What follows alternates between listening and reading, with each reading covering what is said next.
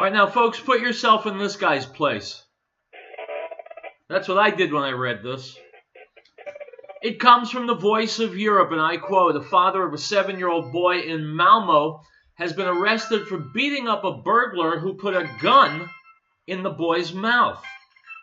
The 45-year-old burglar broke into a flat in Malmo.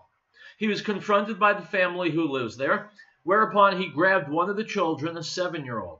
He then allegedly put his gun in the boy's mouth. When the child's grandmother saw this, she screamed and managed to snatch the child.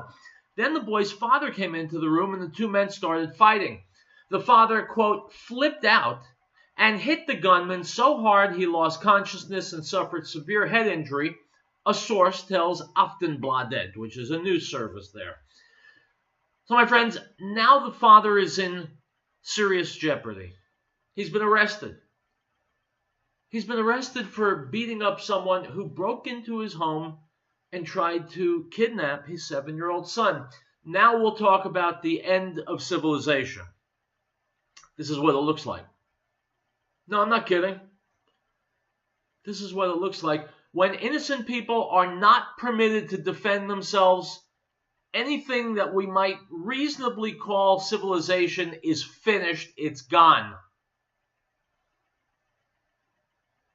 This is an outrage. And by the way, at the risk of being repetitive, I will tell you that this is a liberal outrage. Someone who is politically conservative would say, of course you can use force to defend yourself. In fact, you should have done worse to the bastard who broke in and tried to take your son. You should have shot him. Only a liberal would say, well, now hang on a second. Violence is never the right answer.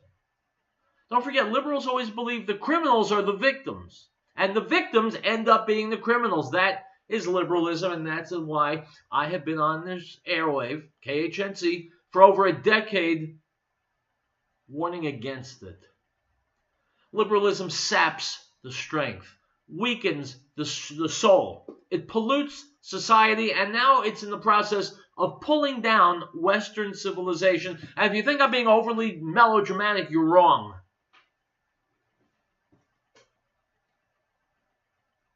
When we refuse to use force against evil people, we're finished.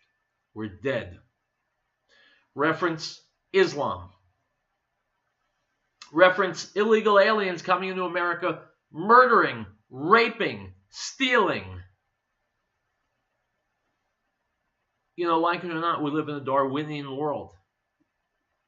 And sometimes you have to fight just as hard and just as dirty as the bad guys in order to win. I'm sorry if I'm shaking anybody up. But that's how the world works. So be on guard against this kind of corrosive liberalism. And if anyone breaks into your home and tries to kidnap your son, I hope you leave so little of them over that they need dental records to identify them. And on that happy note, it's Tuesday. It's Real Truth. My name is Howard Riell, and we'll be right back.